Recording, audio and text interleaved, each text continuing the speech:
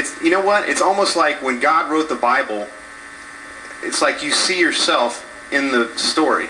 Like, he put us in situations that, it's almost like this book can read my mind sometimes. I'm reading the Bible and I'm like, that's what I went through, you know?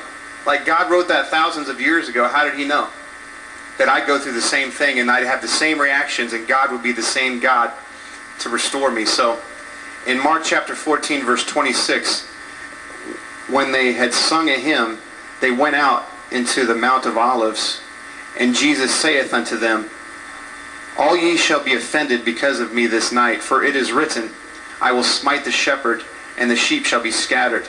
But after that I am risen, I will go before you into Galilee. But Peter said unto him, Although all shall be offended, yet will not I. And Jesus saith unto him, Verily I say unto thee, that this day, even in this night, before the cock crow twice, thou shalt deny me 3 times. And then in verse 31, but he spake the more vehemently. And Peter said, If I should die with thee, I will not deny thee in any wise. Likewise also said they all. So Peter, this is a key statement. If you're taking notes, write this down, all right? Peter was running on the fuel of his own faithfulness instead of the fuel of God's faithfulness.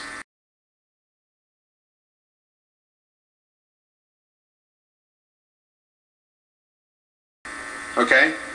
And you better be sure, you better mark it down that if you start to run on the fuel, you know, in our soul and our spirit, we need the fuel to keep us going, the fuel of the Holy Spirit. But if we start to run on the fuel of our own faithfulness and our own ability, you're going to faint. You know? Because what did Peter say?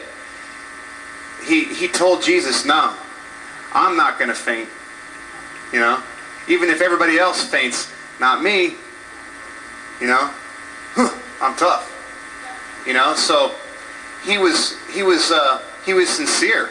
I mean, he really meant it, right? I mean, he really loved the Lord. He wanted to serve God, but he thought he could do it. That's the mistake we make. We get zealous as a young Bible college student, and we think we can just win the whole world to Christ, and then we can't. The next day we don't even pray. You know, like. So, isn't that what happened to Peter? Like, just a little bit later, he says, you know, come pray with me in the Garden of Gethsemane, and Peter falls asleep, right?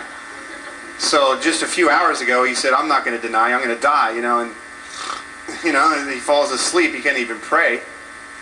It's almost like God can read our minds when he writes this story, you know. And so that's amazing. So Peter, he basically, he runs on his pride. He doesn't run on God's faithfulness, you know, and Christ is going to teach him the lesson, all right? Christ is going to teach him that he has to run on the fuel of God's faithfulness. All right? So, we'll skip down to verse 37. You know, this is when Christ is praying in the Garden of Gethsemane, and he cometh and findeth them sleeping, and saith to Peter, Simon, sleepest thou? Couldst thou not watch with me 1 hour? Watch and pray, lest ye enter into temptation. The spirit truly is ready, but the flesh is weak.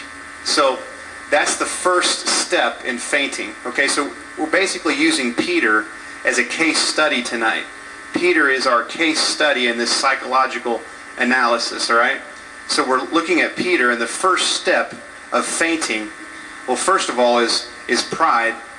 You know, thinking that you can do it on your own ability. And then the second step is a sin of omission. Okay, mark that down. A sin of omission. You recognize my terminology when I say that?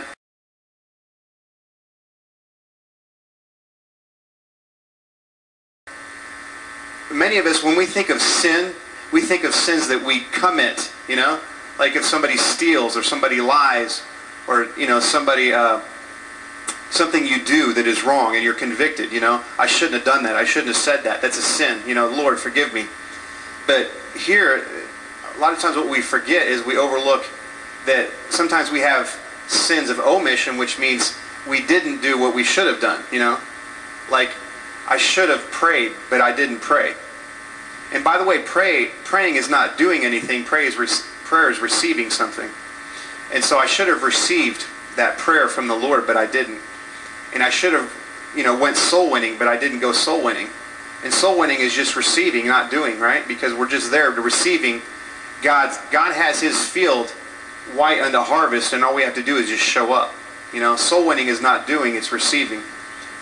And so we're convicted, that not just sins of commission, but sins of omission are what cause us to faint. And so Peter just didn't pray. He didn't breathe in the presence of God, and he just began to sleep. So the next step is, and this is the most amazing part of what I'm going to share with you. Okay, so pay attention very closely. All right, this is the most important point tonight, is the next step we see that Peter does in this process of fainting before Christ revives him, is that when the people come, when the soldiers come to arrest Jesus Christ, what does Peter do? Before we even read the passage, does somebody remember what Peter did? Huh? Yeah, okay, yes. Okay, so the soldiers come, and one of the soldiers, his name was Malchus. And it says Peter drew his sword, and he sliced off, tried to cut the guy's head off, but he missed. So it shows like when you're walking in your own ability, you're not gonna succeed, right? So he sliced off his ear, and Jesus rebuked him. So that's in verse 47. And one of them that stood by drew a sword, and it was Peter that did this, and smote the servant of the high priest and cut off his ear. And Jesus answered and said unto him, Are you come out as against a thief with swords and with staves to take me? I was daily with you in the temple teaching, and you took me not, but the scriptures must be fulfilled. And they all forsook him and fled. Now, in another passage, we don't have time to turn there, but in another passage, Jesus rebukes Peter, and he says, Put up your sword. They that live by the sword shall die by the sword. So, this is the most important thing I'm going to share with you tonight, and this is the statement that Peter was trying to make up for an inward failure. He was trying to produce an outward action to make up for an inward failure. Okay? And you know what that's called? That's called penance. How many of you guys have ever heard the term penance? Did you ever grow up Catholic? When you grow up Catholic, you learn that you have to do penance. And later you learn that that's not even biblical, right?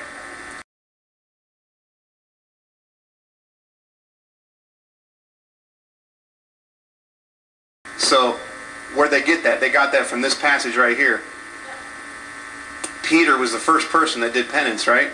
He was trying to make up for his sin.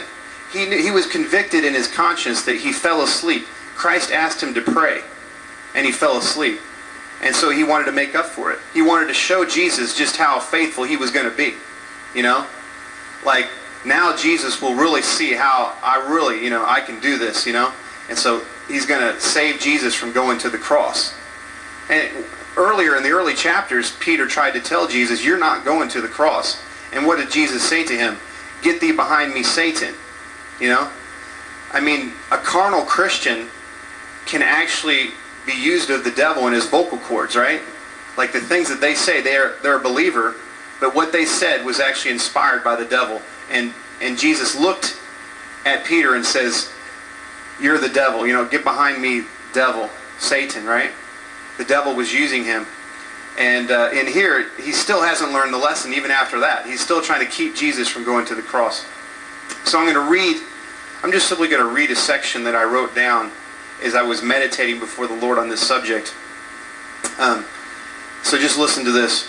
Peter was mad at himself and frustrated at the whole situation. He was not breathing in the breath of grace after his failure. Instead, he was performing a penance, an emotional reaction. Penance does not please God, and it leaves you unchanged inside.